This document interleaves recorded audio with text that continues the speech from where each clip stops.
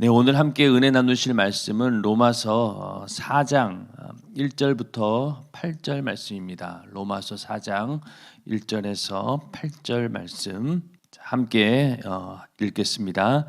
그런즉 육신으로 우리 조상된 아브라함이 무엇을 얻었다 하리요? 만일 아브라함이 행위로서 의롭다 하심을 얻었으면 자랑할 것이 있으려니와 하나님 앞에서는 없느니라. 성경이 무엇을 말하느뇨? 아브라함이 하나님을 믿음에 이것이 저에게 의로 여기신 바 되었느니라. 일하는 자에게는 그 싹을 은혜로 여기지 아니하고 빚으로 여기거니와 일을 아니할지라도 경건치 아니한 자를 의롭다 하시는 이를 믿는 자에게는 그의 믿음을 의로 여기시나니 일한 것이 없이 하나님께 의로 여기심을 받는 사람의 행복에 대하여 다윗의 말한 바 그 불법을 사하심을 받고 그 죄를 가리우심을 받는 자는 복이 있고 주께서 그 죄를 인정치 아니하실 사람은 복이 있도다 함과 같으니라. 아멘. 네, 사도 바울은 이 로마서를 통해서 계속해서 이신칭이라고 하죠. 오직 믿음으로만 하나님으로부터 의롭다함을 얻는다. 이 이야기를 1장, 2장, 3장 계속 얘기를 하고 있고 그 모든 자기가 했던 이야기들을 또 4장에 가서는 구약 성경에 실예를 들어가면서 또 이야기하고 있습니다. 우리가 신앙생활을 하면서 항상 상충되는 부분이 믿음으로 구원을 받는가 아니면 행위로 구원받는가, 이 문제에 대해서는 신학적으로도 그렇고 또 우리의 실제적인 그런 신앙생활을 하다 보면은 과연 믿음으로 구원받는다라고 했는데 그러면 가만히 있으면 되는 것이냐, 또 그건 아닌데 뭔가 하긴 해야 되는데, 항상 이런 문제가 우리 안에 있습니다. 그래서 이 믿음이라고 하는 것은요, 그냥 말로만 내가 믿습니다라고 해서 하나님께서 인정할 만한 믿음은 아닌 거예요. 왜냐하면은 항상 우리가 먼저 입술로 시인하게 되어 있고요, 또 그것을 다시 시인한 말씀에 대해서 거기에 행동할 수밖에 없는 그런 겁니다. 그러니까 아브라함도 믿음으로 하나님께서 의롭다 여김을 받았다라고 하지만은 그냥 믿는다고 그냥 말로만 한 게 아니었다는 거죠. 그래서 우리의 믿음에는 언제나 하나님을 향한 그 신뢰, 그런 것들이 있어야 되고, 또 내가 하나님께 나의 모든 것을 맡길 수 있는 그런 복종, 이런 부분도 들어가는 거고, 그렇게 믿음을 갖기 위해서는 자기 자신을 포기하는 그런 부분들까지 다 포함되는 것이기 때문에 믿음이라고 하는 것 그 자체가 그냥 말로만 내가 믿습니다 된다는 게 아니란 얘기죠. 그래서 야고보서에는 행함이 없는 믿음은 죽은 믿음이다 이렇게 얘기하고 있습니다. 이 당시 때 그 상황이 어떤 상황이었냐면은, 믿음을 내가 복음을 듣고 믿습니다, 그렇게 그냥 찬성하는 것 자체로 그걸로 구원받는다라고 오해하는 사람들이 많았다는 거예요. 입술로 그냥 고백하면은 이게 내가 구원받았구나 이렇게 오해하는 사람들이 많았기 때문에 그게 아니다. 믿음으로 입술로 고백을 하지만은, 그러나 그 고백한 이후에도 하나님 말씀을 지지하고 복종하고 또 그러기 위해서 나를 내려놓아야 되는 그런 행함이 있어야 된다. 이렇게 얘기를 하고 있는 겁니다. 그래서 오늘 이 로마서에 있는 이 말씀도 우리가 잘 읽을 때 항상 그 부분에 대해서는 어느 정도 기준을 가지고 우리는 들어야 됩니다. 그냥 입술로 그냥 고백한다라고 해서 우리의 구원이 이루어지는 것은 아닙니다. 그렇게 구원이라고 하는 것이 값싼 것은 아니죠. 왜냐하면은 그 구원을 이루기 위해서 하나님의 아들이 십자가에 달려 대신 죽으셨어요. 그런 엄청난 사건을 우리가 받아들이는 입장에서 그냥 고개만 끄덕끄덕 거린다고 해서 그게 되겠습니까? 하나님은 인격을 가지신 분인데, 그렇죠? 그렇기 때문에 우리의 믿음이라고 하는 것은, 구원은 이렇게 그냥 고개만 끄덕끄덕 거린다라고 되는 것은 아니라는 겁니다. 그래서 이 믿음에 관해서 잘 생각해 보면서, 그러나 그 구원을 얻기 위해서 우리가 할 수 있는 것은 사실은 아무것도 없어요. 아무것도 없어요. 자, 우리가 자녀를 키우면서 그 자녀가 우리에게 기쁨이 되고, 특히 어렸을 때 기쁨이 되고 보기만 해도 즐거운 이유가 뭘까요?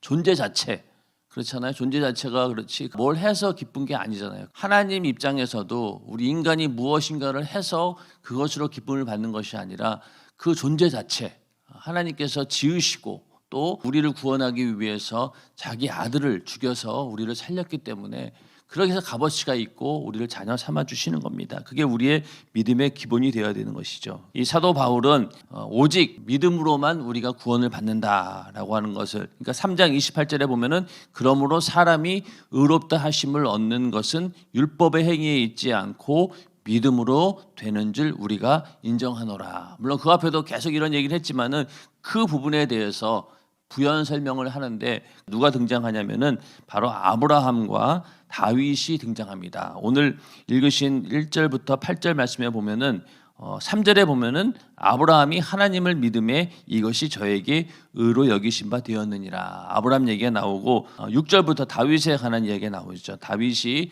시편 32편에 기록했던 그 내용을 그대로 인용하면서 아브라함 그리고 다윗에 관한 이야기를 중심으로 해서 이신칭의 오직 믿음으로만 우리가 구원을 받는다, 의롭다 하심을 받는다라는 것을 다시 또 설명을 하고 있습니다.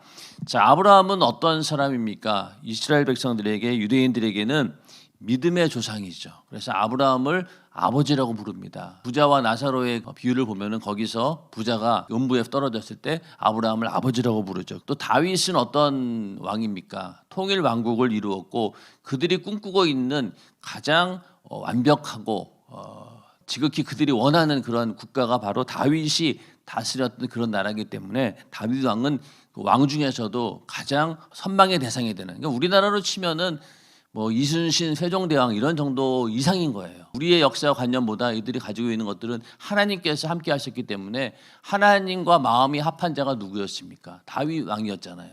그래서 모든 신앙적인 면이나 뭐 정치적인 면이나 여러 면에서도 이 다윗은 그들의 신앙의 대상이 되고 모델이 되는 그런 사람이 바로 다윗이고 또 아브라함입니다.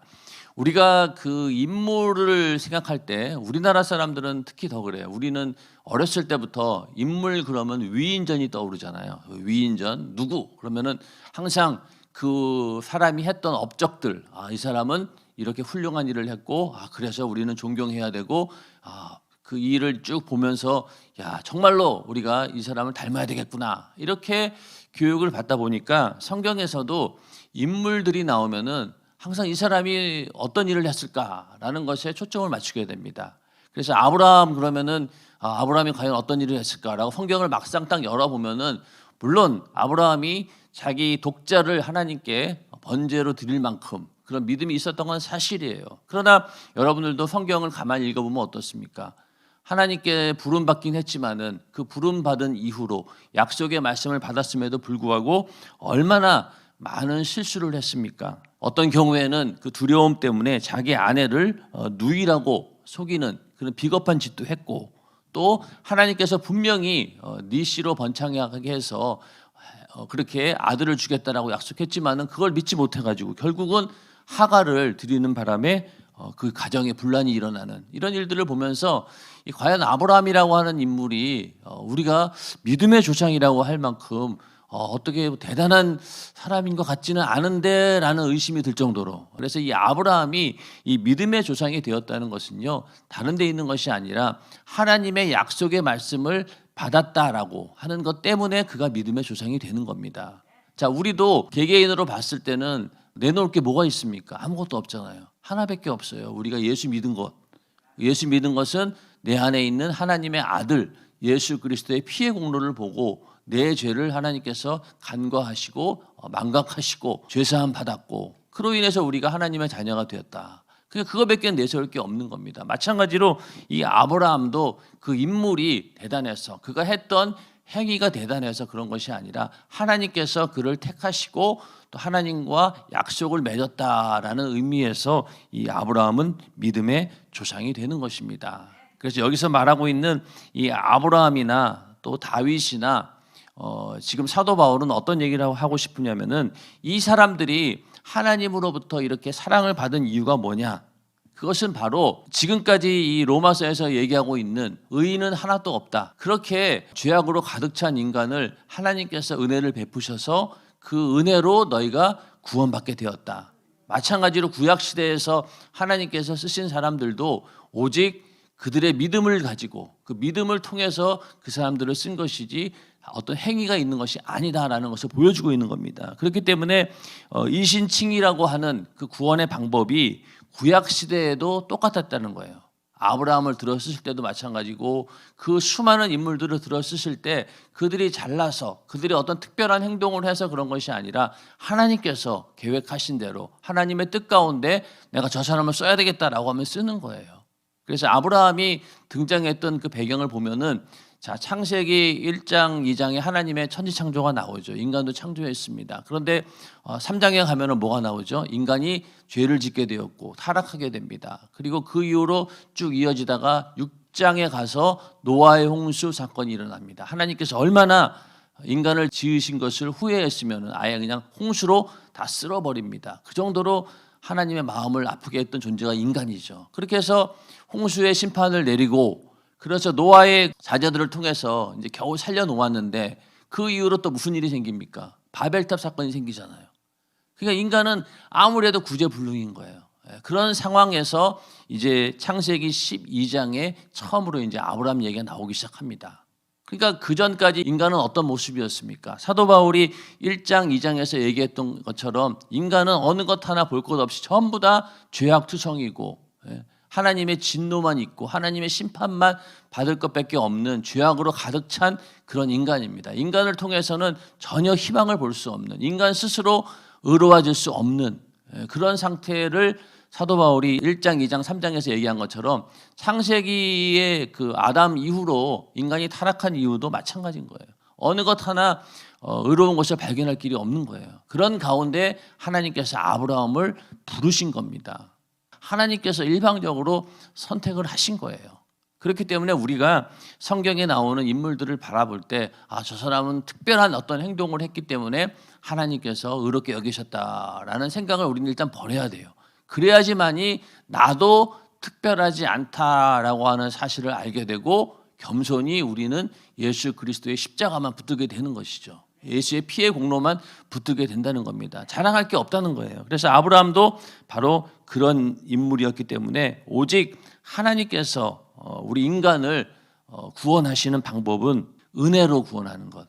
그러니까 믿음을 보시고 하나님께서 은혜를 베푸시는 것. 그러니까 하나님이 먼저 은혜를 베풀고 약속을 제시하고 그것을 믿음으로 받아들인 사람들. 이런 자들을 하나님께서는 의롭게 여기셨다는 겁니다. 1절에 보면은요. 그런즉 육신으로 우리 조상된 아브라함이 무엇을 얻었다 하리요. 여기서 육신이라고 하는 것은요. 그 영적인 것의 반대 개념입니다. 구원의 문제에 있어 가지고 의지할 만한 다른 것들. 예를 들면은 뭐 국적이라든가 나는 유대인이기 때문에 나는 특별히 하나님의 은혜를 받았고 의로운 자다. 이렇게 하는 뭐 국적도 있을 수 있고 또 유대인들이 그렇게 강조하던 할례 같은 경우도 자기네들이 내세울 만한 우리는 할례 받았기 때문에 구원을 받았다. 이런 것들로 인해서 우리 조상된 아브라함이 무엇을 얻었다 하리요. 그런 것들로 인해서 뭐 얻은 게 있냐는 거예요. 아브라함이 그 유대인이기 때문에 또 그가 할례를 받았기 때문에 구원받은 것이 아니다라는 겁니다. 그런 율법의 행위로 하나님으로부터 의로워진 게 아니라는 거죠. 그리고 중요한 건 뭡니까? 아브라함 때는 율법이 없었어요. 그 아브라함이 멜기세덱에게 11조를 드렸잖아요. 그렇기 때문에 11조는 율법 이전에 있었던 거예요. 근데 많은 사람들이 11조를 율법으로 생각하고 율법에 우리가 얽매이면 안 된다라고 얘기하는데 아브라함이 하나님께 11조 드렸을 때는요. 율법이 없을 때였어요. 모세 이전이니까. 그렇지 않습니까? 그렇기 때문에 하나님과의 관계는 이 아브라함은 율법으로 이루어진 것이 아니라 온전히 믿음으로 이루어진 것이고 그가 하나님께 감사하는 마음으로 드렸던 그 11조도 율법을 기준으로 해서 드린 게 아니라는 거죠. 이건 하나님께 자기가 그 감사하는 마음으로 드린 거예요. 그런 것처럼 오늘날에도 우리가 11조를 드리고 또 여러 가지 율법에 기록된 내용들을 지키는 것이 그냥 이거 안 지키면은 내가 큰일 나고 지옥 가고 이 죄지 이렇게 해서 지키는 것보다는 우리는 정말로 하나님을 뜨겁게 사랑하는 마음으로 그 믿음을 가지고 우리의 모든 행위가 드러나야 되는 겁니다. 안 그러면은 그 행위로서는 절대로 하나님을 기쁘시게 할 수도 없고 의로울 수가 없는 거예요. 그러니까 우리는 예수 믿은 이후로 우리의 모든 행동들은 내가 이것을 구원받기 위해서 하는 것이 아니라 내가 받은 은혜가 감사하기 때문에 그 감사하는 마음을 어떻게든 표현하는데 그 표현하는 방식에 있어서 우리는 하나님께서 정하신 그런 기준을 가지고 말씀을 가지고 행동을 하는 거예요. 아무리 하나님 사랑한다라고 얘기하면서 만약에 주일날을 그냥 대충 보낸다라고 하면은 그게 하나님을 사랑한다라고 할 수 있겠습니까? 아니잖아요. 결혼을 했는데 남편이 아내를 사랑한다라고 맨날 말은 잘해. 맨날 당신을 사랑합니다라고 했는데 하면서도 만약에 나가서 돈도 안 벌어오고 아무것도 안 하고 집에서 막 놀고 있으면은 그게 사랑하는 겁니까? 아니죠. 사랑한다라고 하면은 정말로 그 가정을 책임지기 위해서 최선의 노력을 다하는 것이 사랑인 것이죠. 그런 것처럼 우리도 하나님을 사랑한다라고 하면은 말만 할 것이 아니라 어떻게든 감사가 내 안에서 나올 수밖에 없는 겁니다. 그래서 우리가 예수를 믿고 성령이 충만해져서 하나님을 향한 그 사랑이 막 뜨거워질 때는 어떻습니까? 매일 교회에 나오고 싶고 더 기도하고 싶고 하나님께 드리고 싶고 이런 마음들이 자발적으로 우리 가운데 솟아나는 것, 이게 바로 진정한 믿음이죠. 그래서 아브라함도 육신으로서 내세울 게 뭐가 있냐는 거예요. 아무것도 없다는 겁니다. 그러니까 오직 율법의 행위가 아닌 믿음으로 이 아브라함도 하나님의 부르심을 받았다는 겁니다. 그래서 2절에 가서 만일 아브라함이 행위로서 의롭다 하심을 얻었으면 자랑할 것이 있으려니와 하나님 앞에서는 없느니라.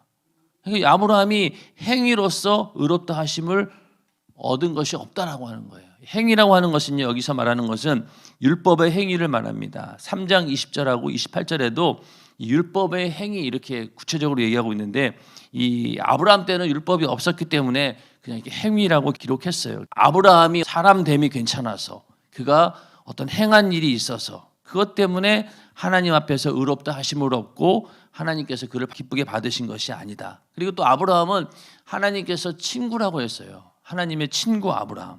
어떻게 보면은 대단한 관계죠. 그런데 아까 말씀드린 것처럼 그가 어떤 성품이 좋아서 또 착한 행실 때문에 그렇게 하나님으로부터 선택을 받고 의롭게 여긴 것은 아니라는 겁니다. 전혀 자랑할 것은 아무것도 없었다라고 성경이 분명히 지금 얘기하고 있는 거죠. 자랑할 것이 있으려니와 하나님 앞에서는 없느니라. 그렇죠? 없다는 거예요. 그냥 딱 잘라 얘기합니다. 그러면서 3절에 가서 성경이 무엇을 말하느뇨? 아브라함이 하나님을 믿음에 이것이 저에게 의로 여기신 바 되었느니라. 그러면서 그대로 성경을 인용을 합니다. 그래서 아브라함이 하나님을 믿음에 이것이 저에게 의로 여기신 바 되었느니라. 이 말씀은 어디 있는 말씀이냐면은 창세기 15장 6절에 나오는 말씀입니다. 그대로 이 말씀 그대로예요. 그러니까 사도 바울은 말이 필요 없습니다. 그냥 구약 성경에 있는 말씀 그대로를 인용하면서 아브라함이 하나님을 믿었기 때문에 그것이 하나님 앞에 의가 되었다. 그러니까 믿음만이 오직 하나님 앞에 의로움을 얻을 수 있고 구원받을 수 있다라고 하는 이신칭의의 은혜로 우리는 구원받는다라고 하는 것을 다시 한번 강력하게 얘기를 하고 있는 것이죠. 그래서 이 사도 바울은 하박국 2장 4절에 보면은 의인은 그 믿음으로 말미암아 살리라 이 말씀하고 또 창세기 15장 6절 좀 전에 읽으신 그 말씀하고를 오직 우리의 믿음은 행위에서 오는 것이 아니라 믿음으로 우리가 구원을 받는다라고 하는 것이 그렇게 구약의 성경을 인용해서 얘기를 하고 있습니다. 여기에 대해서 유대인들도 가만히 있지는 않았어요. 반론을 제기합니다. 아브라함이 하나님으로부터 인정받은 것은 행위가 있었는데 그 행위가 바로 무엇이냐? 이삭을 번제로 드리는 그런 믿음을 보고 독자를 드리는 그 믿음을 보고 하나님께서 그를 의롭게 여기신 것이다 라고 하지만은 물론 맞아요. 그가 나중에 하나님의 은혜를 깨닫고 그가 또 받은 그 하나님의 그 축복이 크기 때문에 그걸 알고 나중에 가서는 자기 독자도 아끼지 않고 드리는 그런 믿음이 있었습니다. 그러나 하나님께서 처음 그를 부르실 때는 그런 믿음이 없었다는 거예요. 그게 중요하다는 거죠. 자, 우리도 처음에 예수 믿을 때 어땠습니까? 거의 멍망진창이죠. 그냥 가까스로 그냥 불 가운데서 뛰쳐나온 것 같은, 그렇죠? 아무것도 가진 것도 없고 그런 벌거숭이 같은 그런 존재였는데 예수 믿고 하나님께서 거기다가 옷을 입혀주시고 예수의 피로 우리를 옷을 입혀주시고 하나님의 자녀 삼아주시고 그러다 보니까 어느 정도 교회에서 집사도 되고 또 권사도 되고 장로도 되고 뭐 목사도 되고 이러다 보니까 대단한 존재인 것 같지만, 그러나 처음에 우리 예수 믿을 때는 아무것도 없는 그런, 정말로 볼 것 없는 그런 자들이었어요. 아브라함도 마찬가지입니다. 그래서 이 아브라함이 그런 상태였기 때문에 하나님을 믿었던 것, 그거만 본 거예요. 뭘 믿었냐면은 하나님께서 아브라함에게 나타나셔가지고 아브라함아, 내가 너와 언약을 맺기 원한다, 이렇게 말씀하셨어요. 그냥 하나님께서 부르셔가지고 내가 너한테 약속해 줄게. 네 자손이 이 별보다 많고 네 자손으로 인해서 모든 사람들이 축복을 받을 것이야, 이렇게 얘기한 거예요, 일방적으로. 근데 거기서 이 아브라함이 받은 축복이라고 하는 것이 그 자손이 뭐 별처럼 많은 것이 아브라함에게 있어서 대단한 거였어요. 왜냐하면 어차피 별보다 그 자손이 많다라고 해서 그가 뭐 오랫동안 장수하는 것도 아니고 그 한계가 있잖아요. 그렇기 때문에 이 아브라함이 받았던 그 복은요, 어떤 복이었냐면은 내가 내 씨로 인하여 땅의 온 족속이 복을 받을 것이다. 나는 너의 씨로 번성케 하여 너와 내 씨로 인하여 온 세상이 복을 받으리라, 이렇게 약속하셨는데, 이것은 뭘 얘기하고 있냐면요, 예수 그리스도께서 이 아브라함의 후손 가운데서 오시겠다라고 하는 약속이, 이게 중요한 거예요. 그러니까 아브라함이 자손이 많아가지고 자기 자손이 막 이렇게 엄청 하늘의 별처럼 많는다, 이게 그 아브라함에게 중요한 것이 아니라, 아브라함에게 중요한 건 뭐였냐면은 하나님께서 보내실 메시아 예수 그리스도가 자기 후손에게 나온다라고 하는 것이, 이게 복이었던 거예요. 그래서 요한복음 8장 56절에 보면은요, 주님께서 어떤 얘기를 하시냐면은 너의 조상 아브라함이 나의 때 볼 것을 즐거워하다가 그것을 보고 기뻐하였느니라. 그러니까 아브라함이 기뻐했던 이유가 뭐였냐면은 나의 때 볼 것을 즐거워하다가 그거 보고 기뻐했다는 거예요. 그러니까 자손이 많아지고 뭐 물질의 축복을 누리고 이게 중요한 게 아니라, 아브라함에게 있어서 가장 큰 믿음은 그 약속을 받았다는 거예요. 내 후손 가운데 하나님의 아들 예수 그리스도가 오실 것이다. 인류를 구원할 메시아가 올 것이다. 물론 구체적으로 어떠한 방법으로 올 것인가에 대해서는 정확히는 몰랐지만은, 그러나 그 약속을 이 아브라함은 받은 거예요. 그렇기 때문에 그것을 보고 기뻐하였다는 거예요. 여기에 중요한 포인트가 있는 겁니다. 그러니까 이 아브라함도 예수를 바라보는 그 믿음으로 구원을 받고 그것이 하나님으로부터 의가 된 겁니다. 구약에 있는 아브라함 이후로 수많은 사람들이 하나님이 보신 믿음은 무엇이냐? 바로 예수 그리스도, 인류를 구원할 메시아가 올 것이다라고 하는 그 믿음을 가지고 그것을 바라보는 자, 그걸 하나님께서는 믿음으로 보신 거예요. 구약에서 아무리 많은 그 짐승을 드리는 제사를 드린다 할지라도 그 제사를 드리면서 뭘 보아야 된다는 거예요? 예수를 바라보아야 된다는 거예요. 그거를 바라보았기 때문에 아브라함도 하나님께서 그를 의로 여기셨다는 겁니다. 그러니까 하나님께서 어떻게 인간을 구원하실 것인가라고 하는 그 방법에 대해서 어렴풋이 이 아브라함은 알았다는 겁니다.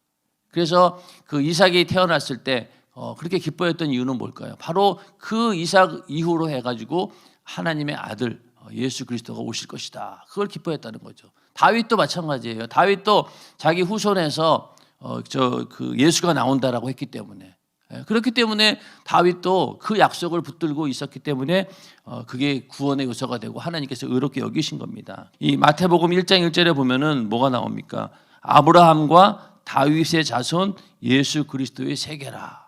예수님의 족보에 딱 나오는 이름이 누구예요? 처음에 아브라함과 다윗의 자손. 그러니까 아브라함하고 다윗은 전부 다 예수 그리스도가 자기 그 혈통으로 온다라고 하는 그것 때문에 기뻐했던 거예요. 그리고 그게 그들에게 믿음이었고, 그러니까 아브라함은 그 믿음이 있었기 때문에 하나님께서 그를 의롭게 여기신 겁니다. 그러니까 다른 데 있는 게 아니라는 거죠. 그래서 너희 조상 아브라함이 나의 때 볼 것을 즐거워하다가 그것을 보고 기뻐하였느니라. 이게 이제 아브라함에게는 중요한 하나님의 의롭게 여기는 조건이 되는 거죠. 그게 있었기 때문에 그 아브라함이 믿음의 조상이 되는 겁니다. 그래서 우리가 항상 어떤 성경에 있는 인물을 보거나 모든 사건들을 볼 때마다 우리는 그 가운데서 뭘 봐야 된다고 목사님 늘 얘기하셨어요. 예수를 봐야 된다는 거예요. 거기서 다른 거 보게 되면은 이상한 데로 빠져나갑니다. 그런데 모든 것을 오직 예수의 초점을 맞추게 되면은요, 다 맞아요. 다윗이 바라본 것도 바로 예수 그리스도. 아브라함이 그 약속을 붙들고 끝까지 믿음을 가졌던 것도 예수 그리스도. 그로 인해서 인류가 구원을 받게 되었기 때문에, 그래서 그것을 보고 하나님께서는 아브라함을 의로 여기신 거예요. 그래서 아브라함이 하나님을 믿음에 이것이 저에게 의로 여기신 바 되었느니라. 여기서 믿음이라고 하는 것은 아까도 말씀드렸지만은 그냥 입술로만 고백한 것으로 끝난 것이 아니라 하나님의 그 약속의 말씀을 지지하는 것. 그러니까 제일 먼저는 깨닫는 게 있어야 되겠죠. 우리가 복음을 듣고서도 먼저는 그 진리의 말씀을 깨달아야 됩니다. 깨달아야 돼요. 그 다음에 그것을 믿고 또 받아들여야 됩니다.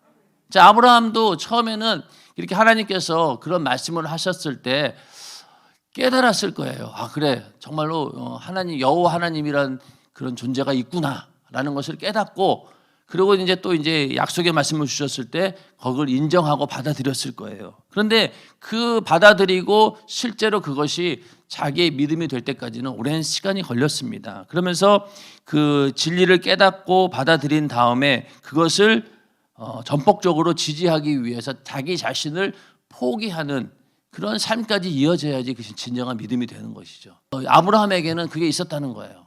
자, 우리도 마찬가지죠. 우리도 예수 믿고 구원 받았습니다. 복음을 듣고 깨달았어요. 그리고 인정하고 받아들였습니다. 그 다음에 뭐가 있나요? 거기에 나를 어떻게든 복종시키려고 하다 보니까 나를 포기하는 이런 일들이 우리에게 있게 되는 거죠. 그래서 하나님 말씀대로 살다 보니까 이런저런 것들을 포기할 수밖에 없는, 또 포기하는 것이 너무나 당연한 것이고 또 자발적인 마음으로 내가 그런 것들을 내려놓게 되는 겁니다. 그랬을 때 하나님께서는 그것을 믿음으로 보신다는 거예요. 그래서 이 아브라함도 바로 그 하나님을 믿는 믿음, 그것을 하나님께서 의로 여기셨다는 겁니다. 자, 그러면서 4절에 가서 일하는 자에게는 그 싹을 은혜로 여기지 아니하고 빚으로 여기거니와, 또 5절 일을 아니할지라도 경건치 아니한 자를 의롭다 하시는 이를 믿는 자에게는 그의 믿음을 의로 여기시나니. 자, 이제 사도 바울은 일반적인 예를 들어가면서 자, 일하는 사람에게 그 싹을 주는 것, 보수를 주는 것은요, 은혜를 베푸는 것이 아니라 어떻게 보면은 그 채무고 의무의 차원이죠. 그러니까 누가 일을 했어요. 그러면 내가 고용한 사람이 일을 했으면 거기에다가 당연히 싹을 줘야 되는 거예요. 이거는 은혜라고 얘기할 수 없고, 만약에 내가 그 사람에게 보수를 지급하지 않으면 어떻게 됩니까? 이 사람은 나를 고발할 수도 있어요. 법적인 문제가 되는 거예요. 그런데 만약에 일하지 않는 사람에게 보수를 줬다라고 하면은요, 그것은 채무가 아니라 의무가 아니라 은혜를 베푸게 된 거죠. 그래서 이 사람의 행위와 상관없이 믿음으로 의롭게 된다는 것이 바로 이 두 번째 경우라는 거예요. 아무것도 하지 않았는데 우리가 뭘 얻은 거예요. 그렇잖아요. 그 얘기를 하기 위해서 일하는 자에게는 그 싹을 은혜로 여기지 아니하고 빚으로 여기거니와. 그러니까 우리도 보면은 하나님께 받은 은혜가 있는데 그거를 갚아야 속이 시원한 사람도 있어요. 빚지고는 못 사는 사람이 있습니다. 그러니까 하나님과의 관계 속에서도 어떻게든 그 빚을 갚아야 된다라고 생각해요. 물론 그 마음은 정말로 좋아요. 그러나 갚을 수 있다라고 자꾸만 갚으려고 하면 안 된다는 거죠. 못 갚아요. 못 갚아요. 알잖아요. 못 갚은 걸 아는데 그렇게 자꾸만 갚으려고 하다 보면은 행위로서 내가 의로워지려고 하는 그런 노력이 나타나는 거죠. 바리새인들이 실패한 이유가 무엇입니까? 하나님의 자기가 구원받은 것이 어떤 자기들의 행위로 그 은혜를 갚을 수 있다라고 착각했다는 거예요. 우리는 못 갚아요. 내 목숨을 다 드린다 한들, 그렇죠? 못 갚습니다. 늘 울어도 못 갚고, 내 이 목숨 다 던져가지고 불살라 태운다 한들 갚을 길이 없어요. 그걸 알고 갚으려고 노력하는 사람하고, 그래 내가 조금만 노력하면은 갚을 수 있겠다라고 하는 거하고는 다르다는 얘기죠.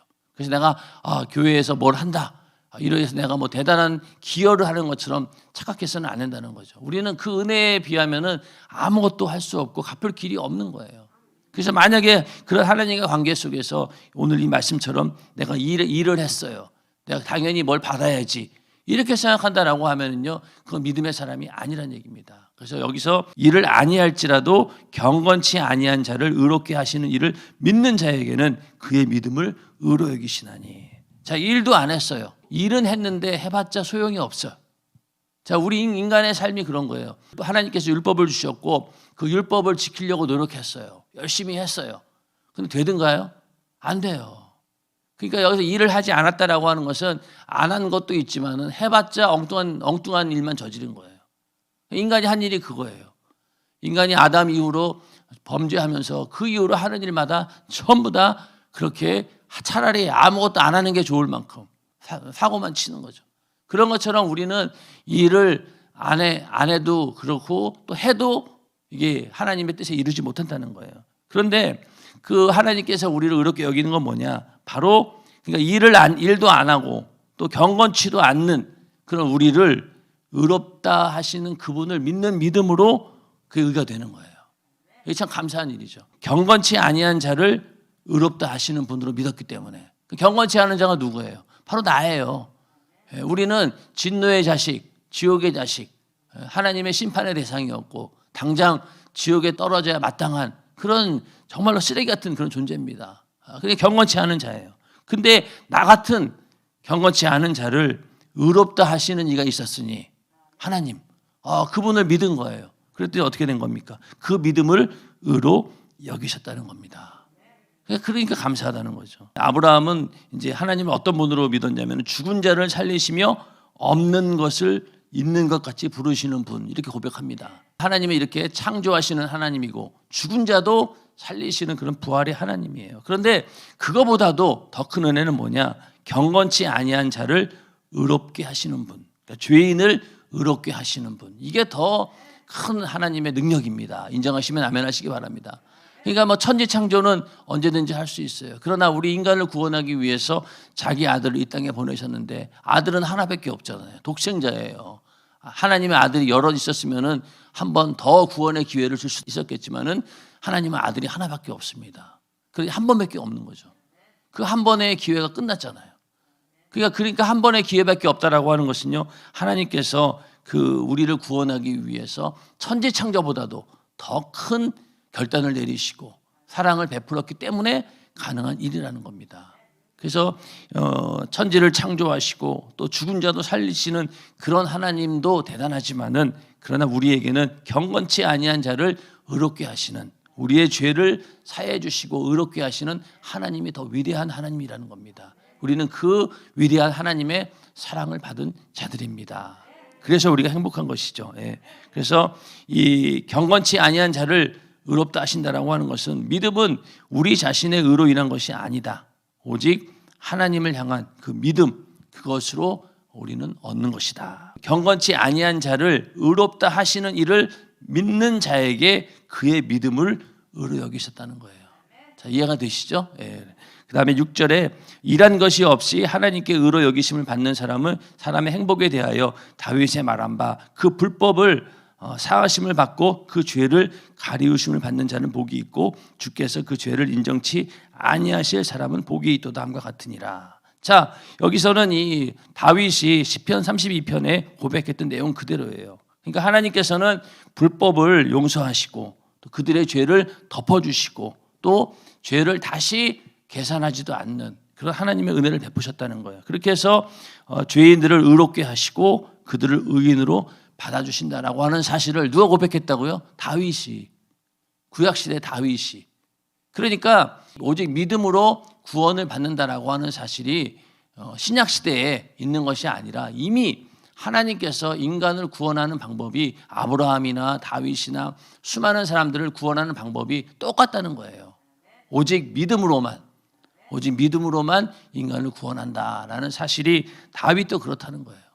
그거를 이제 사도 바울은 얘기하고 있는 겁니다. 그래서 우리가 잘못 생각하면은 구약시대 사람들은 율법을 잘 지켜서 그 율법을 지켰기 때문에 율법의 테두리 안에 있었기 때문에 구원받은 것이다 라고 오해할 수도 있어요. 그러나 그거는 부분적인 거예요. 먼저는 이 아브라함을 부르신 것처럼 믿음의 관계로 하나님께서는 아브라함을 부르신 겁니다. 모든 인간들이 다 그래요. 우리도 마찬가지죠. 그거를 지금 사도 바울은 얘기하고 있는 것이죠. 바로 복음도 그렇다. 복음도 이렇게 너희의 그 죄악을 용서해 주시고 그 죄를 완전히 간과하시고 덮어주시고 없는 것으로 하고 오히려 그 죄를 계산하지 않고 하나님께서 우리에게 의를 그냥 의의 옷을 입혀주듯이 우리에게 무조건 그냥 의로운 것을 우리에게 주신 거예요. 그걸 계산에 넣은 거죠. 그러니까 우리는 갑자기 그렇죠? 어느 순간 예수만 믿었는데 하나님께서 나를 자녀 삼아주시고 거룩히 여겨주시고 그런 은혜를 받게 된 겁니다. 그러니까 우리가 구원받을 때 생각해 보세요. 한 게 뭐 있어요? 회개밖에 없잖아요. 죄 회개한 것밖에 없어요. 성령 받았을 때 가만히 생각해 보세요. 하나님 앞에 어떤 기도했어요? 회개밖에 안 했잖아요.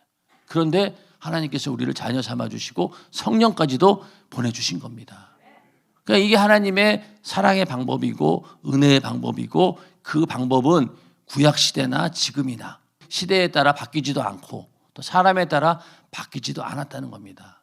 다만 구약시대 사람은 예수 그리스도의 십자가의 그 사건을 그 전이냐 후냐 이 차이가 있는 것이고 그래서 우리가 그 사건을 경험하고 내 안에 모셨느냐 안 모셨느냐 이런 차이가 있는 것이지 하나님께서 인간을 부르시고 은혜를 베푸시는 방법은 똑같다는 겁니다. 그것을 사도 바울은 얘기하고 있는 것이죠. 그래서 오늘 4장 1절부터 8절 그 가운데서 아브라함이 하나님을 믿음에 이것이 저에게 의로 여기신 바 되었느니라 이 말씀을 다 기억하면서 나도 오직 하나님을 향한 예수 믿고 하나님의 아들을 내 구세주로 받아들인 그 믿음 하나로 나를 의롭게 여기신다라고 인정하면서 신앙생활을 하게 되면은요 겸손할 수밖에 없어요. 예. 남의 죄의 문제에 대해서 간섭할 이유도 없고요. 비판할 이유도 없어요. 왜 나도 지금 당장 내 코가 석자인데 무슨 남을 판단하겠습니까? 그러니까 그냥 무조건 겸손해지는 거예요. 겸손하기 위해서는 우리는 항상 나의 믿음이 어디에서 왔는가라는 것을 알고 그것으로부터 우리의 신앙이 시작돼야 되는 겁니다. 절대로 우리의 행위는 나중에 우리가 하나님을 향한 감사의 표현으로서 그것이 인정되는 것이지 나의 행위 자체로는 절대로 구원에 이를 수 없다라고 하는 사실을 분명히 알고 그러다 보면 자랑할 게 없어요. 네, 하나님 앞에도 겸손해집니다. 하나님 앞에 겸손한 사람들은 사람 앞에도 겸손할 수밖에 없죠. 예, 그것을 우리는 알고 오늘 하루도 나는 이런 은혜를 받은 자다. 그래서 여기 그 사람의 행복에 대해서 다윗이 말한 바 행복의 조건이 바로 여기 있다는 거예요. 죄사함 받은 그 은혜 입은 자가 행복한 사람이라는 겁니다. 여러분 행복하십니까? 네, 행복하셔야죠. 왜? 우리는 죄사함 받았으니까.